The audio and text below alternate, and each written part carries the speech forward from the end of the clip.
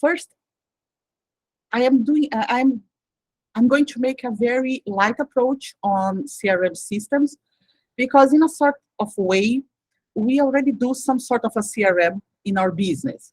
We keep, for example, notebooks with addresses and registration of our clients. We keep their track about the emails that we exchange with them. But like a CRM system is good for systematizing this collection of information and to leverage this information to increase your business, okay? So what is a CRM? Well, CRM is a way to view your business from a more customer-centric point of view.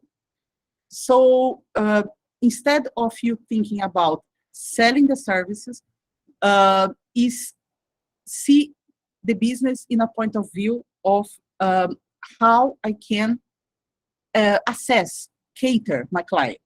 Of course, with limitations, because we are not doing anything, but thinking about on how to satisfy the client. And the operations on the CRM system is centered on the client. Okay, why it's important? Because it uses your interaction with your customers as the view you conduct your business. Okay. In the next screens, it will be more clear. What I use? Well, I started using, like a long time ago when I started translating, just Excel. But it started to become like cumbersome because it was several spreadsheets, and it started to, you move the spreadsheet from a folder to another, the links get all messed up. So I said to myself, no, let's put this in a system. And as Kim said before, I worked as a statistician in Brazil in an internet portal and also in banking and insurance. And one of the stuff that I worked was with CRM people. They were my clients because I worked with forecasting, modeling, statistical modeling, and you see where this statistical modeling entered. So I was presented to CRM system like in the 2000s. I started to search for some ready-to-use tool, and I liked Bigin. Bigin is a CRM for small business. So you have lots of use cases that they have in their websites from, I don't know, like since architecture offices with small, like regional architecture offices, from small stores. So every type of small business that can be benefited by the use of CRM, they use Bigin. Okay. Well, that's the question. Does it work well? No, it depends on several factors. Mainly, it depends on how big your client prospect base is and how costly it is for you to manage using a paper notebook or even Excel. If it's too costly, I recommend to migrate your data to a CRM system. It's not like, plug and play. No, it's not. In the case of Bigin, it's very flexible, so you have to configure yourself. You have to set up the tool in a way that works for you. And for these, they are more technical details. They have all the customer support that can help you to set up this. Well, for example, for me it works. This is one view of my client prospect base. So I can, in a glance, I can check how my life cycle that I will explain later is working now, currently now. All these phases of my pipeline, I created myself. Okay, I will explain later. So you can see I have like 1,000 clients and prospects, and I need help to deal with this. And like this is not an information that I have to all contacts, and I will explain the difference between client and contacts later. but like I like to see, I can see the sort of a title that the person has, because some of my campaigns, and I do email market campaigns, I do, sometimes I approach through Skype or WhatsApp, or even when I look for the person on LinkedIn, I target according to the title, because it shows me what are the sort of decisions that they can make. So it's interesting for me. Okay. So first, I don't know if I bet some of you translate for marketing. So what I have is prospects. This is the first important terminology that I need to explain. Is the potential client that you want to convert as a client. So the conversion is to achieve this conversion, you need to contact them and try to establish a relationship before you sell. Okay. What's client? Well, for me, I have two types of client. One are the business, so it's the B2B, or I have the persons too. I have direct clients that are not representatives of some company. They are direct clients. They are persons with whom we have a business relationship where we sell our services to them. For example, in the case of agencies, I consider a client the agency itself. So the PMs, the VMs, people from admin, the accounting department, the payment people, and even the owner of the CEO, they are all contacts inside of a client. That's like the basic structure of Bigin. They have several views, and the main view is the company, and you have the contacts under them. You'll see later ahead. Well, this is very important when you talk about CRM, is the life cycle of the client. And this is where I use it to enter as a statistician, because if you have like, I worked in a internet portal, and it was like millions of subscribers. So you have to try to figure out if this person will stop subscribing some service. And for us, it's called attrition or churn, depending on the sector. And so you have to try to take some preventive measures if this client is worthy. Okay. So for this we use statistical modeling. Well, but we don't need this, not in a small scale. It's not always necessary. So the life cycle is the view of the relationship you have with a specific client through the entire time you had contact with them, okay? And the prospect is a part of the life cycle too. So pipeline is the way that you set up your communication strategy to move your base from prospect to client following the life cycle. And please, like, of course, stop before they become a lost client. Okay, mean of communication. Yeah, like how you can make a prospect to become a client.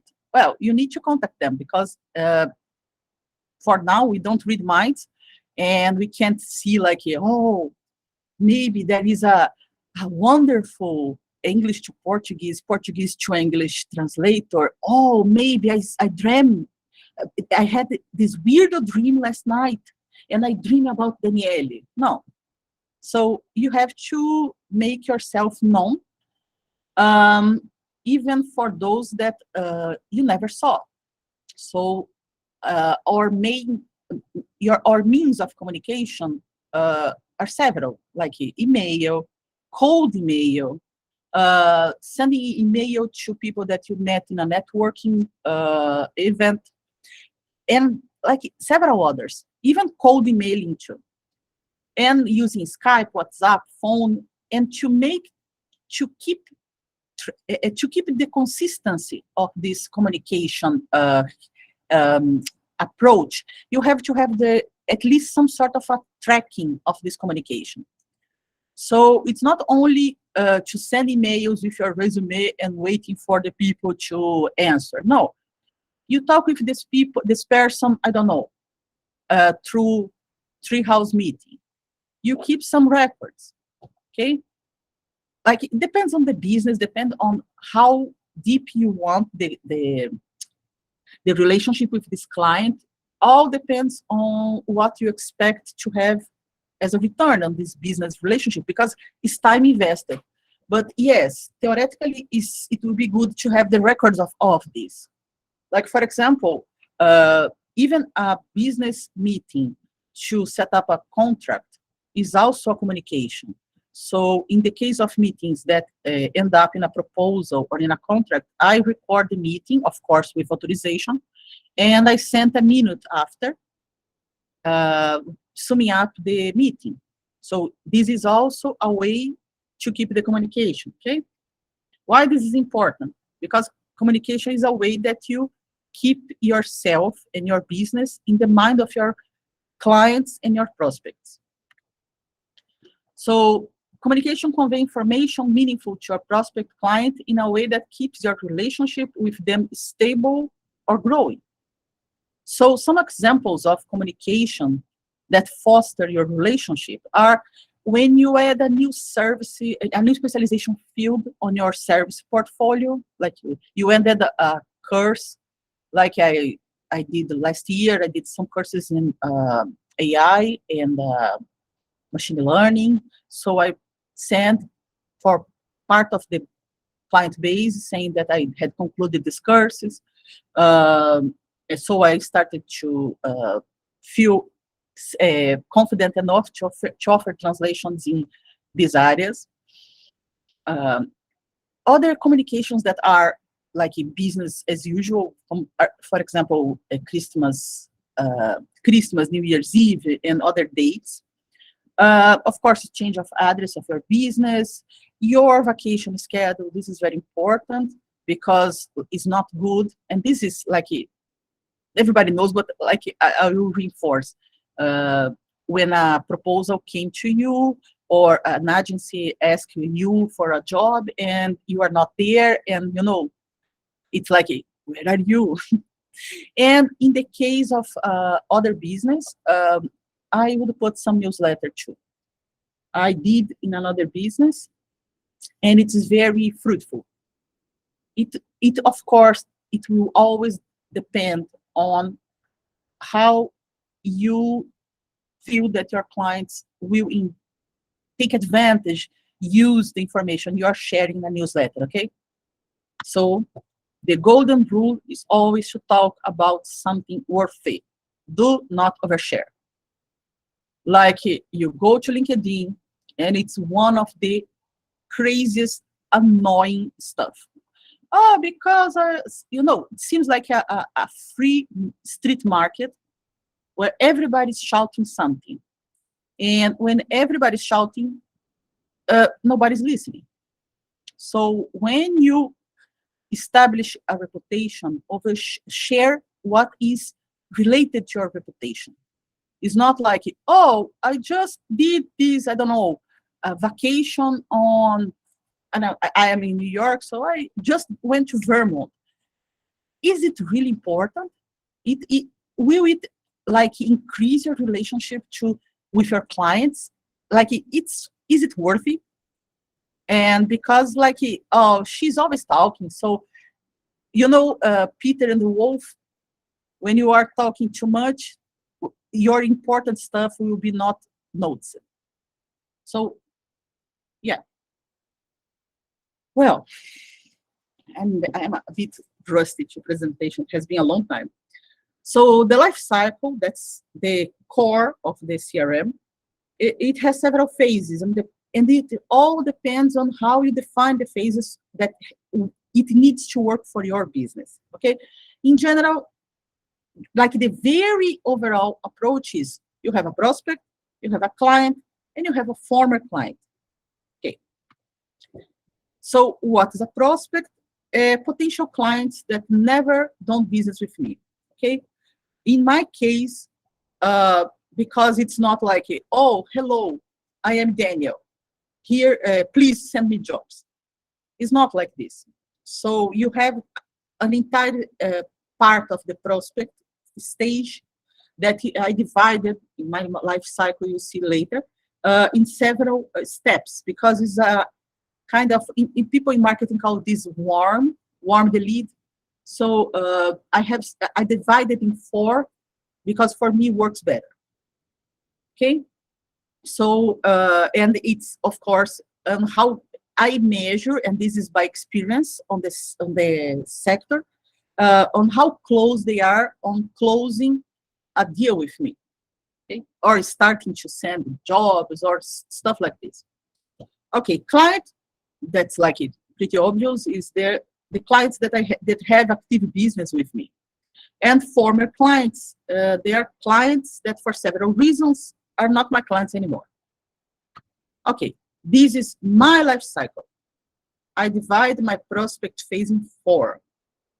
First one, the phase 1, is I never, ever reach this guy. He's in my base of prospects that I build up along the years, consulting several places. I like to go to Blueboard, and I like to pick up some the rating that the agency has. So I enter there, I read the evaluations, and I look for the translators that scored the agencies, because there are some some dirty games on this scoring. So I investigate the other scores that the same translator gave to see if I take in consideration or not his or her score. So I mainly shows my agencies there on Blueboard. I also use to validate my prospects if I want to work with these people or not. I use Apollo. It is a website that has a lot of information about leads.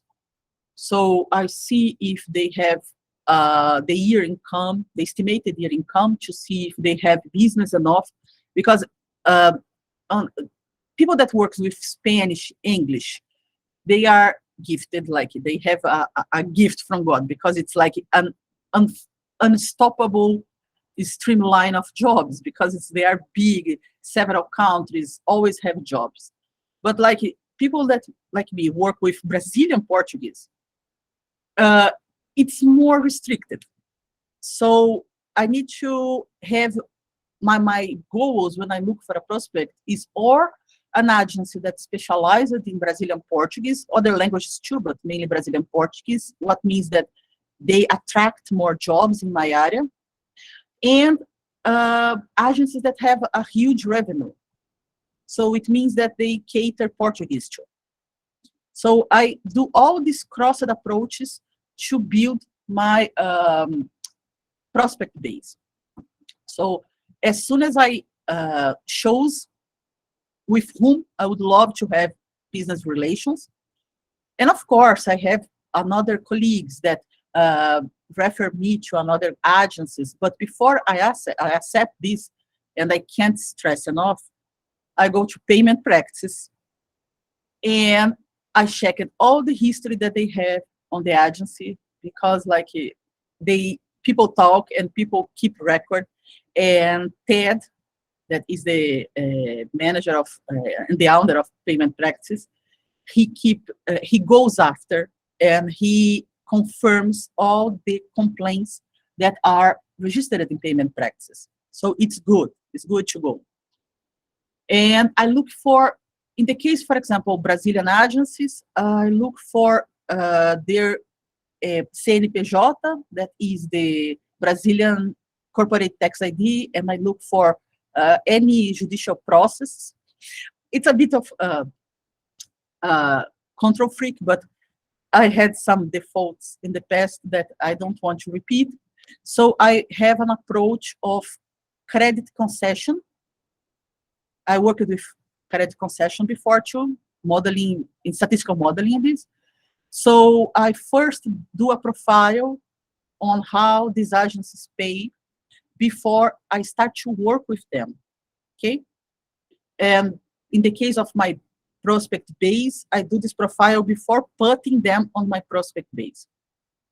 Okay, so This is all the preparation that I do before I accept, I put the data of the phase 1 prospects.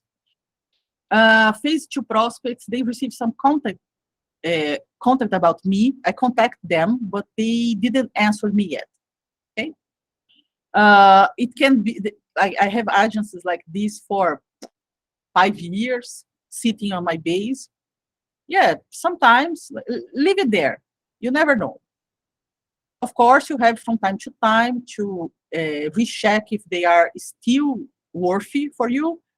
But like I do this evaluation, if they didn't move to other phases every 2 years, it doesn't take too much time. Phase 3 prospects, they answered me and asked for documents. For example, they asked for my resume, they asked for my company presentation, they asked, I have some presentations about the philosophy of translation that I follow. I have presentations about how my academic translations work. I translate a lot of academic papers in STEM, mainly statistics. Yeah, I am this boring person. And I sent also material to them to know me better. So you see, it is deepening the relationship. So this is phase 3. We are in the middle of a conversation to establish our relationship. Phase 4 is like what I call ready to go in regards to the relationship. So in the case of agencies, I already have the NDA signed, the Plunet portal is already filled. So it's everything like, you know, in the beginning of the race. So it's just waiting for the agency to give the first job. And phase 5 is my agencies, sorry, in the case of direct clients, is they have already a proposal from me, a quote, an estimate, and they didn't answer yet. So they are this phase 4 prospect for me. Phase 5 is the clients that I'm working currently. Okay, this currently is dependent. It depends on how you define working. For me, working is send me some work in the past 1 year. This is because Portuguese, as I said before, is not like a main language, because it's very targeted in the sense that it's only one country that talks Brazilian Portuguese. It's a large country, it's a big country, but it restricts a lot the market. So it's more like not in the volume, but in the, it's sort of Polish in this sense. So it's not like Portuguese from Portugal and Portuguese from Brazil and Portuguese from Angola, Mozambique. They are not totally interchangeable. And depending on the area, for example, if it is legal documents, they are not interchangeable at all. If someone translates something for the European Union in Portuguese from Brazil, it will be refused, period. So it's not there. There is no interchangeability in several of the areas of translation when you see these 2 variants of Portuguese. So it makes Brazilian Portuguese a more restricted language. So that's why I put a time frame of 1 year to still consider the client as working. So if they don't contact me in 1 year, I put them in a phase called phase 6, that is the beginning of former clients. So is when I notice that there is some problems in our relationship and I need to investigate further. So when they reach 1 year without sending me jobs, I usually send an email like, what's happening? Is there something that I can help you to regain your business? Like you are not receiving Brazilian Portuguese text. Did I do something wrong? Please, let's sit and have a relationship discussion or something like this. And so this phase in regular CRM is called attrition or churn. It all depends. I think churn this term started being used in telecommunication, and attrition was used in finance, but they mean it's the same. So it's like this period of the relationship where your client is trying to divorce you. So you try to bring them flowers, you know, champagne or something to regain, to reignite the flame. And phase 7 is the former clients, so the lost clients. And I consider this when we are 2 years without business, or if I dismiss the client. And in this case, I flag them on my client base, because if I dismiss it, I don't want to talk to them, to work with them again. So this is my funnel of my client's life cycle in my base now. So you can see the terms that I use. So my tree, that is the prospect that is almost signing an NDA, I put a CV plus form. So like it has some contact, but I didn't sign anything to start business yet. Okay.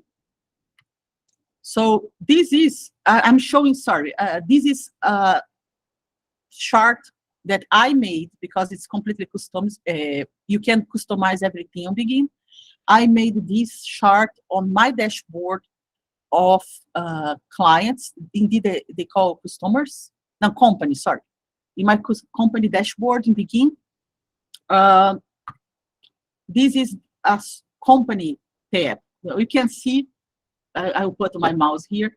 You can see I had 320 emails, not checked in, because I sent an email market campaign about the back to school, and about September, 7th September is a holiday in Brazil. And so I send usually my email market campaigns segmented according to the, let me show you here. This rating is where I put the life cycle. In this case, this is a not real record, because I cannot show my base to you. It's like a completely, it's secretive for me. But like in this rating, it will go the 1 to 7. So usually I do my campaigns segmenting by this rating, because what I said inside the emails or inside the speech that I use in LinkedIn is depending on this rate. It depends on this rate. So you can see on this company tab, you have the basic information. So this is the website, this is the telephone, this is the address of the company. Description is a free field. You can put like anything you need. In my case, Bigin specifically, it doesn't have support to several currencies. You have to use the CRM, Zoho CRM.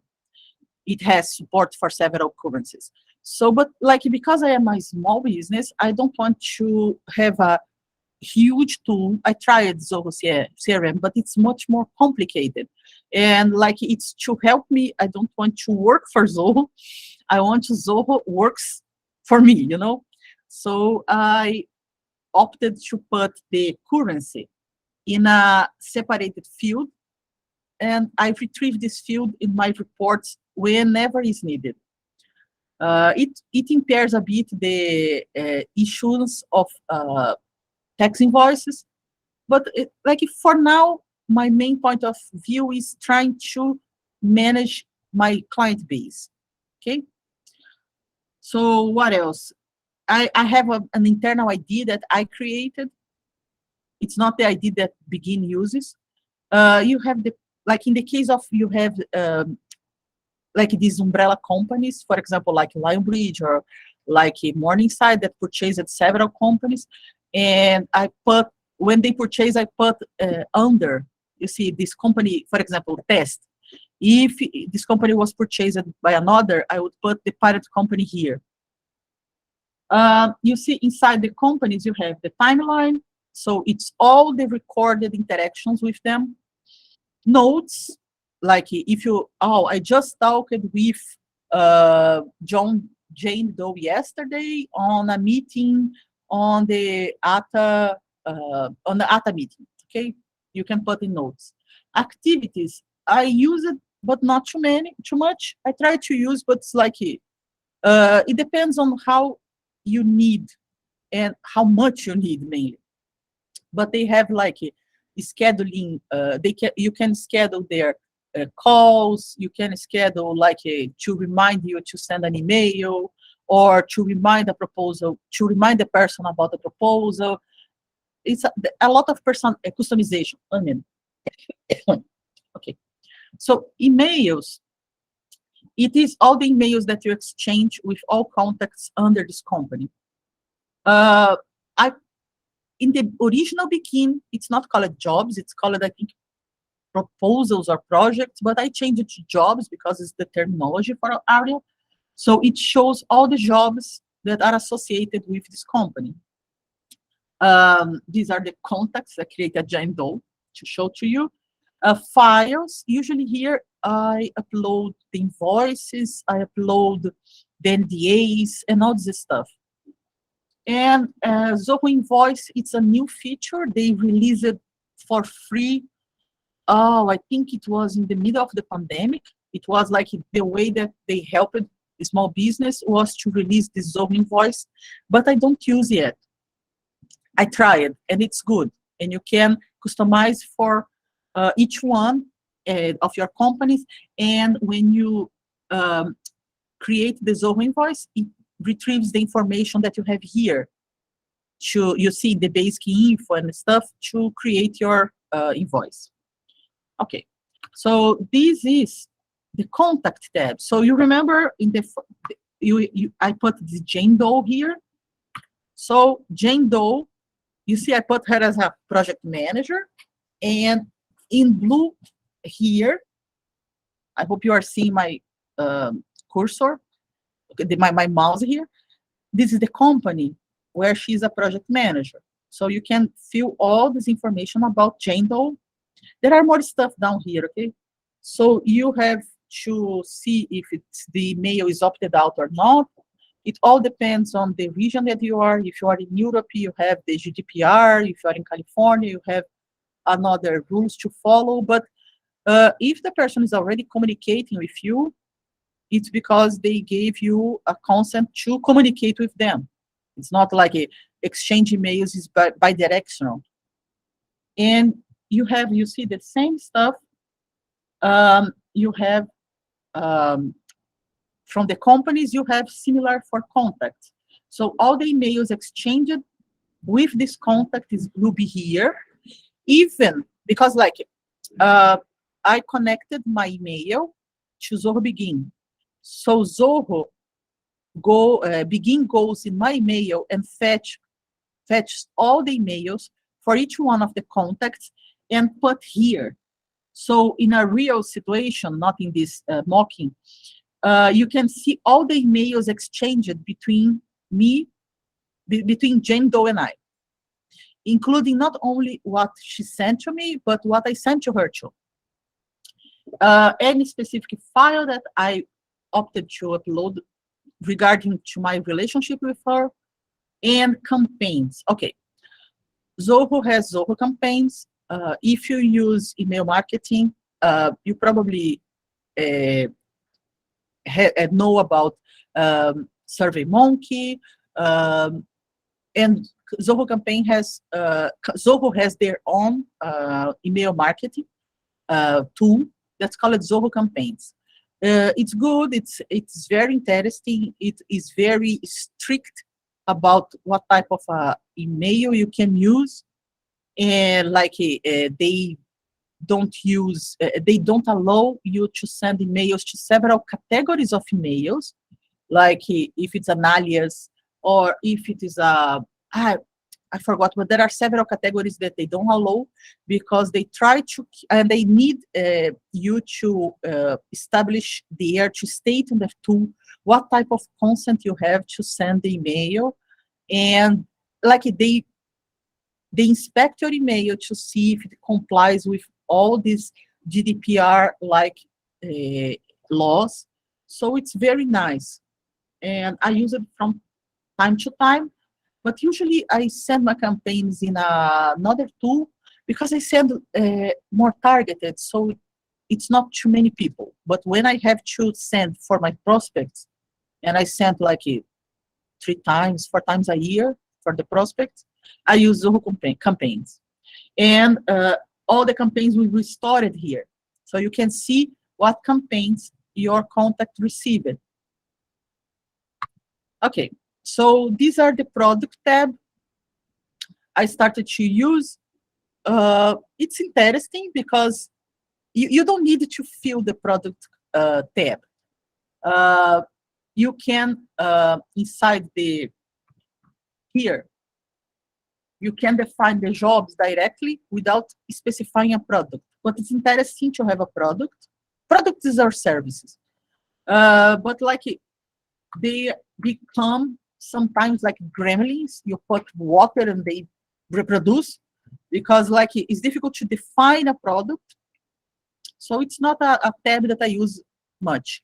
I prefer to put to state the job directly on the company on the company page. Okay, here. So when you have the product, okay, I show the next one that's interesting. Here, this is the job. Okay, so you can here associate the products related to this specific job. I currently give up to use because it's too complicated, but like maybe in the future I will resume the use. But you can see, like, it's interesting when you it's closed one, this mocking case, because I did a job of $100 for this company test. Okay, and I delivered it on the September 1st today, and inside you can see where is the more down, because it's too large the screen, I cannot get a screenshot completely. They put the entire timeline of the project, and this is interesting because you can register proposals that you send to companies or to direct clients, and they are still in the other phases, like still under evaluation, still under what's the name, appreciation. And this is more advanced, but like if you are interested to learn more, you can see this on the tutorials. But you can attribute some probabilities to each of these phases. So a project that is under appreciation, they attribute like a probability of 20% of chance to be closed. So the expected value for this job would be $20. So you can see, you can have a vision of this the expected revenue of your portfolio. Okay, it's interesting, but it's not the use that I do currently. So this is my company dashboard. I have more stuff down there. You saw the client life cycle in the former slides. So you see, here is just agencies. So I excluded in this chart, I excluded direct clients and universities too. So you see, this is the number of agencies that I have on my client base. This is the stage where my agencies are, and I divided by if I want or not to work with them. This is the amount of companies that I have to work with. Okay, and this is because sometimes I want to work with this company, but I couldn't find a contact yet. So I still monitor these companies to see if I found the person on LinkedIn or something. No, I'm not a stalker. It seems like creepy to say this, but it's like I want to work with this company, so I need to find a way to talk with them. This is the screen for contacts. So there are more charts under, and I have because like if the person asks to be unsubscribed, I go and change one of my flags So they will not receive any email from me anymore, unless, of course, it's like when I send invoices or stuff like this that needs to be sent, but any other communication, it's flagged on my system to not send anymore. So I don't need to remember, it's all there, okay? And yes, I keep all the flagged emails, even the companies that I don't want to work, I keep on my CRM, because you have to have history. You have to not, like, in 2-3 years, oh, that's interesting, this company, let's work with them again, the company that you dismissed some time ago, you know? Well, I separated 2 tutorials that I think is interesting if you are interested to know more, because the tool is very flexible, but is a pain to configure them, because it all depends. You have some strategy in your mind before you go to the tool, because of its flexibility. So you have to have your strategy set up beforehand. Okay, so this is the tutorial from Zoho itself, and this is a guy that's very good. He does review on several tools, and he's good. And that's it. Wow, Danny. Wow. You originally thought you might get through it in 6 minutes, but quite clearly you have a lot more to say and so much knowledge. I'm so sorry. I didn't see the time. No, there's so much to talk about. Like, wow, that's incredible. I'm very grateful, and I've learned so much. And I think that, quite clearly you've been doing this for a long time. You have a very broad reach. You're working with a lot of agencies, and you've got the whole communication, the email marketing down to a science, I think, which we might have you present just on that. I'm seeing a note there, just on email marketing and how lead generation. That's a whole other area which you definitely touched on, and yes, I know of great interest of the whole group. So we'll definitely have you come back and talk about that. But in terms of CRM tools, I know we're at the hour mark, so feel free, if you have to go, you don't have to apologize. We understand, but we can keep it open for a little longer for questions. I was planning to talk about HoneyBook, but I'm glad that you took the whole time, because I'm just starting to use it, and I'm not, I really don't have any expertise to be able to present about it, but I'll just say that it's one of many tools out there, like Bigin, that is very user-friendly and allows you to build it as, customize it to your needs.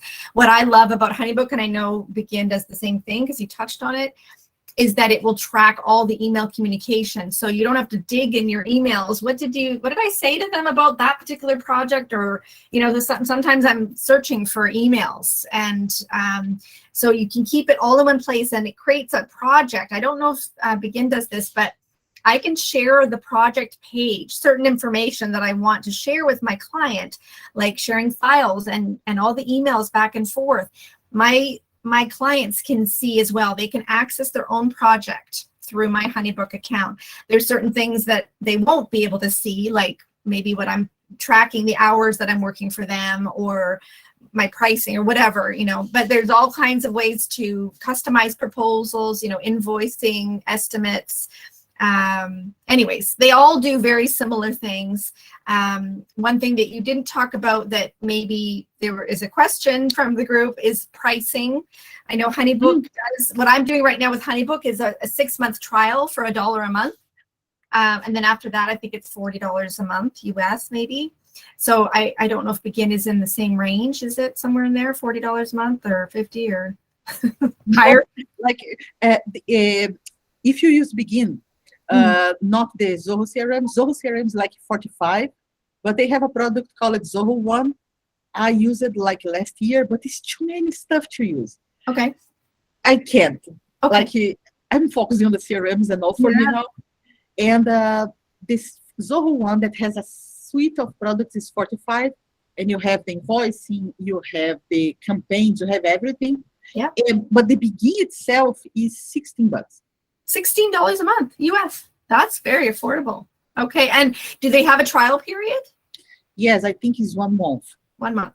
Okay. But like I recommend, if you can hire the entire year, you pay, I think, 20% less, Yeah. and they give to you the training. I didn't do the training, and it was stupid. Right. Good point. It was really stupid. Yeah. Because I learned it by training. And you're a data expert. So if you think the training's needed, then I can imagine it really is. Yes, because the problem is like it relies on how you set up for you. Yeah. So like there are people that like all this stuff of record, keeping your tracking of your communication. I'm not an event person. Right. So Bigin has an entire area that you can record the interactions and events. I don't use this. Okay. I am more an email person, so I use more the other pages. Right. And they have two, I didn't show you because it's personal, but they have also the portfolio page on how you project how much you are having and you are going to have and all this stuff. Okay. Yeah. So what I learned is, that whole funnel, I think that's so key. And again, HoneyBook does the same thing where you can have your pipeline, and each step in your pipeline, you customize it. So I think they're standard in that sense. Every CRM is going to work very similarly. What changes is maybe the training options. I know HoneyBook does have weekly webinars. I suppose if I purchase the full package, there might be some one-on-one training. I'm not sure. But, we can all go online and compare them all, but it's good to have someone that's used it to be able to come back to. I'm sure people will be reaching out to you through the chat group or email and all the various ways that you're providing here. And by the way, everyone, this presentation will be up on Google Drive for you to access later with all these links, along with the recording from today. But does anyone have any questions for Daniele before we wrap it up? Feel free to unmute yourself. I don't have a question. I just wanted to say that it looks like you're really good at sales. And my job at Zingward is raising money right now. So that's a different kind of sales process, but it's pretty much sales.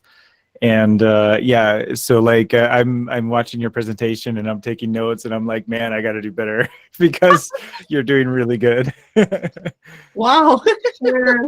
Absolutely. I just looking at your numbers, my goodness, you are definitely doing something right. And I know it's built over time, but it's inspiring.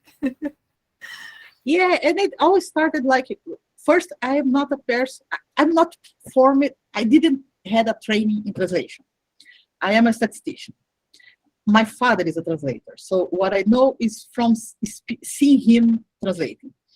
And he trained me as a mentor, like some decade ago. So I thought it was interesting to bring this background from my former profession to try to differentiate myself, right?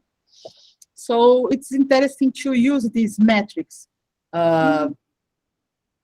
to try to, it's for business. In the end, we are all making business. So it's much easier to see a dashboard than to see an email box that you can't understand, like, oh my gosh, who is them? Who is them? What did I talk to them before? So it's much easier to see like in a dashboard. Yeah, this sort of stuff. I have a question, Daniele. Does Bigin do, because HoneyBook does this, which is one of the big reasons why my new website designer, because I'm in the process of redoing my website right now, she suggested I get HoneyBook. And that is that it's an automatic scheduler as well. So when people go to my website and decide to book a call with me, it will automatically take them to my HoneyBook, scheduler. Or I can send the link. I've done it with a few of you, sending you a link to book a time with me. And it's all scheduled through HoneyBook. I have a calendar that's with HoneyBook, but it's connected to my Google Calendar. So if I've got things going on that in my personal life, and I put it in my Google Calendar, HoneyBook knows that, and it won't double book me. So does Bigin have a scheduling component feature to it? So, as I said, probably. I don't know.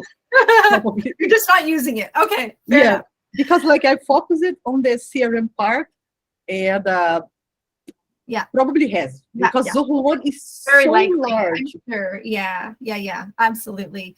I mean, Zoho for sure. The full Zoho package would definitely have that. In fact, I'm sure Zoho is much more comprehensive than HoneyBook is. I think HoneyBook definitely a smaller, simpler system. Yes, it's a competitor for Salesforce. So you can imagine that it has the big ones. Yeah. Does anybody else have a question? I bored everybody to death. I'm so sorry. Oh gosh, no. It's just we're all processing like, oh my gosh. Because I'm sure that is everyone sort of kind of doing things manually and using Excel? Or does anybody have another system they're using that you can recommend and just mention it right now? Feel free to share.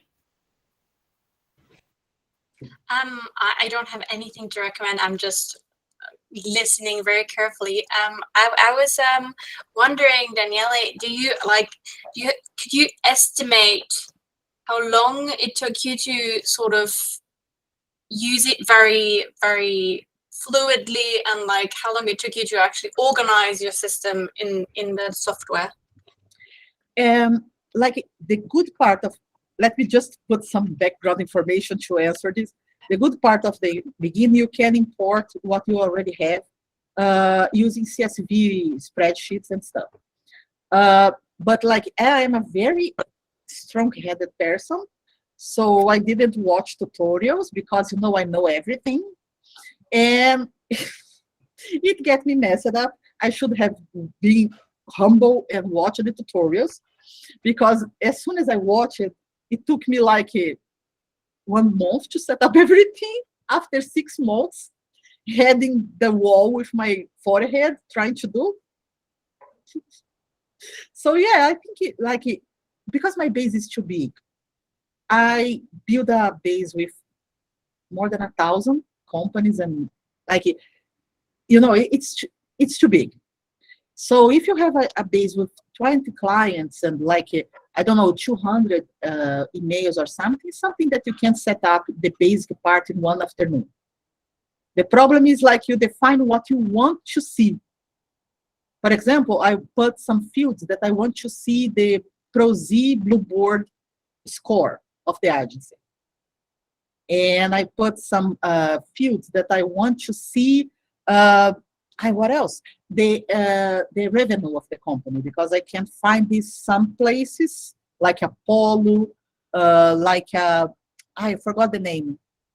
There is some websites that you can, under a free trial, to look information about companies. I customized the title of the person, who are under them, who are above them, to try to reflect the hierarchical organization.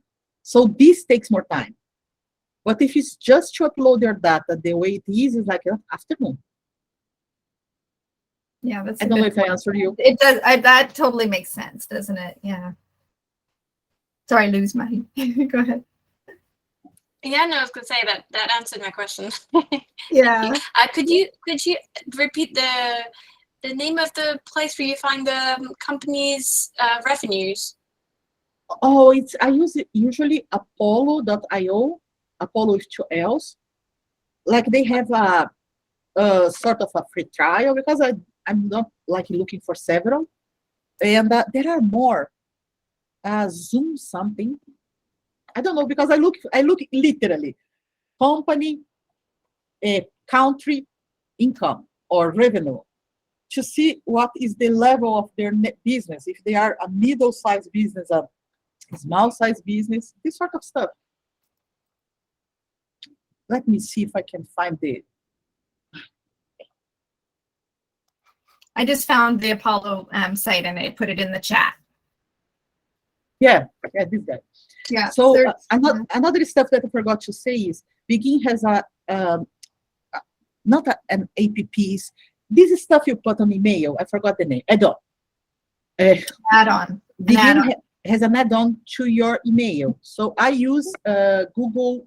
It was called Google Suite before. So my daily translations is managed by Google. So my email is from there. Is a Google Workspace. That's the name now.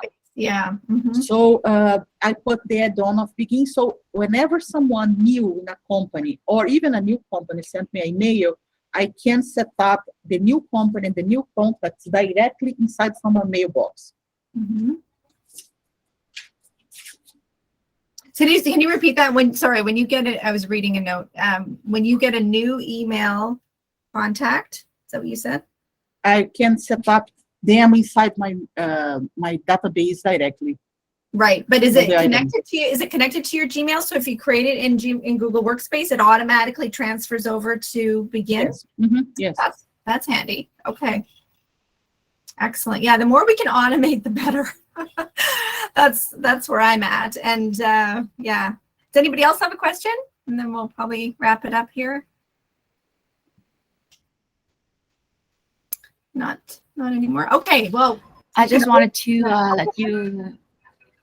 I'm sorry. go ahead, I Karen. just took over the microphone. No, I just wanted to thank you all for opening this space for me, and it's been eye-opening.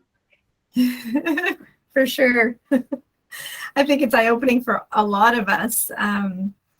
Yeah, and clearly, Danielle, you've got a lot of expertise, and your background, I think, has helped you build it to where it is. But clearly, you know, email marketing and all of the marketing you're doing is a big reason why you've got such a broad base, and you've got to keep communicating. And clearly, it's simplified by having a CRM tool when you've got that many agencies and clients you're trying to communicate and keep in contact with. But even when you have the small, you know, a smaller number, like where I'm at, because I'm reimagining my business, so I'm kind of starting over, and I'm trying to set things up, you know, from day one in a way that it will automate and simplify a lot of my communication.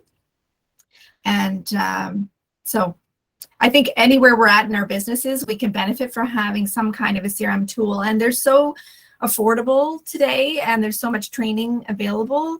I think it's not maybe as daunting as it might have been 5 years or 10 years ago. So I encourage you, if you have any questions for Danielle after, you know, if you want to revisit the presentation, watch those tutorials that she added at the end, and then reach out through the online chat group on Zingword. And if you're not yet a member there, you just need to set up a free profile on Zingword, and then reach out to me, and I'll send you the link to add yourself to the chat group.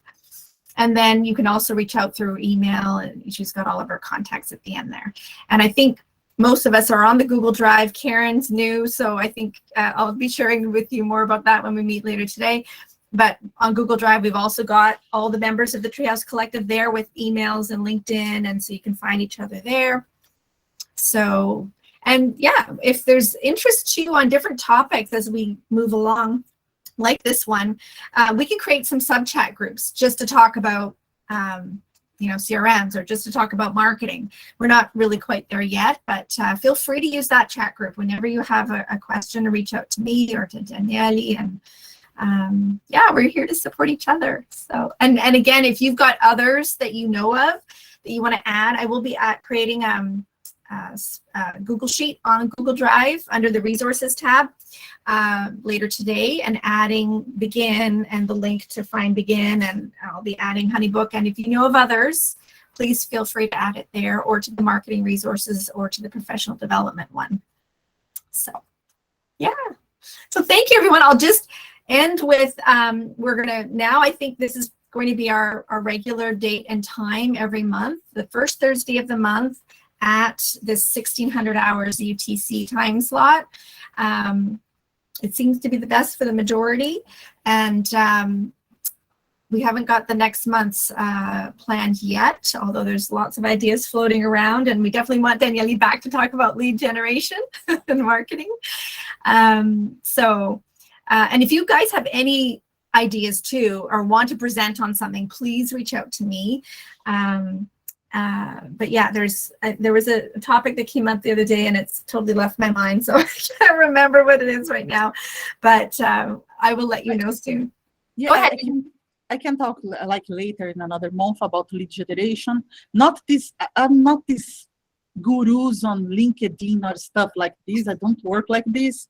We I do work- have some in the group that are really good at LinkedIn, and there's definitely a place for social media posting, and I'm just Yeah. getting into that myself. There are some people that double your income in 1 month. Come on. No, lead generation is not like this. You have to foster the relation. You have to interact with the person, you have to establish a reputation. And it's a lot of stuff. Like I worked with this about email marketing policy in 2005 in a startup in Brazil. So Right. yeah. Email is definitely the from all the business training I've been doing is, the foundation of our marketing. We should definitely be collecting emails because the algorithms change on the social media platforms and we don't have control over them, but we do have control over our email list. So you're absolutely right. And, you've built a really strong list, which is great. And for those of us that are just getting started, sometimes, social media is really important because we need to get our awareness out there and start to build our following and attract those emails. Which is where websites are really handy. So we'll talk about that at a future meeting. But anybody, if you've got any other lingering questions, feel free. Otherwise, we'll wrap it up for today. No more questions? Or you want to say anything? Okay. Well, thank you everyone for coming. I hope you got something from today. I certainly did. And I'll have everything up on Google Drive later today, and then we'll see you next month, I hope. Have a great month. Enjoy September. Bye, everyone. Bye-bye. Thanks. Bye-bye. Bye now. Okay, I'm just going to stop recording and hopefully not lose this. Stay with me for a second, Daniele. Hang on 1 second. Stop recording. Frame will be saved in meeting organized